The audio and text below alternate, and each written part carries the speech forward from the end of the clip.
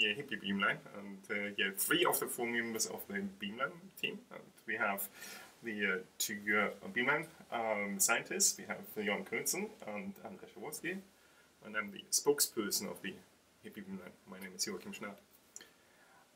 If we start by saying what's going on, well, we've just received light for the very first time in the beamline, so that's an important milestone for us.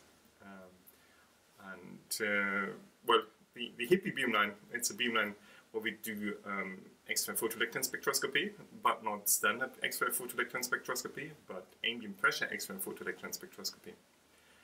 And that means that we aim for doing our experiments in situations that you could call real or close to real, especially with respect to the pressure. So previously experiments have been done in vacuum very much, and that is a very static situation. Now with that kind of technique that we called ambient pressure X-ray photoelectron spectroscopy, we go to a situation where we have much more real pressure conditions, where we do then in situ and operando experiments, which means, well, that is conditions that are realistic. And that is very important in a wide range of fields within physics and chemistry, material science, even biology, for example. So, for example, we look at energy materials, we look at catalysis, solar cells, that could also be electrochemistry samples, electrochemistry environments, batteries, fuel cells, photocatalysis, thin layer growth, even for example, looking at the structure of biological samples in real conditions. There is a wide range of things to do in surface science and material science, and in the end it's up to the imagination of the users, really.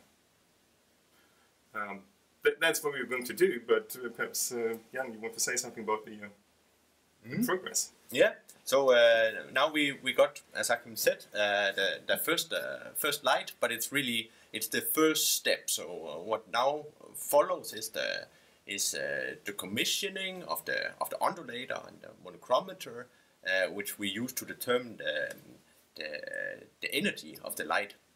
And then what we then need to do is we need to bring the light from the undulator and the monochromator and all the way down to the end station where it will hit the different samples we look at, or our users look at.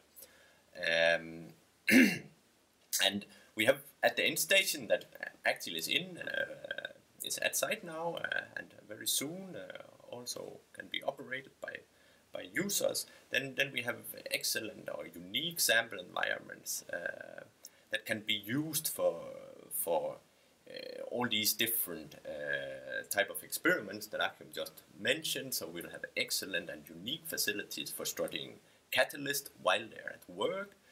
We can do electrochemistry measurement. We'll have a very unique setup for this. And we'll also, it's one of the few instruments in the world where we can combine infrared spectroscopies with ambient pressure XPS at the same time. And there's of course a lot of people that contributed to the work here. Of course, we cannot avoid saying about other people. In fact, we are very happy that we've been working with so many different groups around the synchrotron, around the whole lab, in fact, and outside the lab.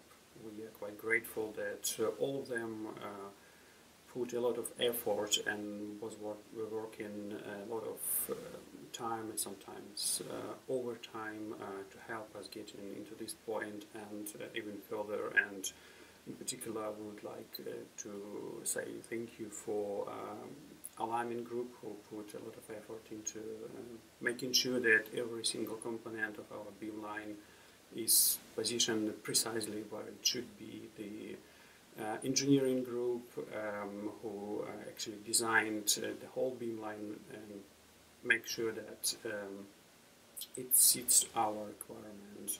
The vacuum group who helped us to put it together and make sure it satisfies Max 4 requirement. We have IT group and PLC group who made sure that we can operate the beamline sitting in this control room, not standing next to our pipes and turning knobs. And also it's safe to operate personally for people and for the rest of the building.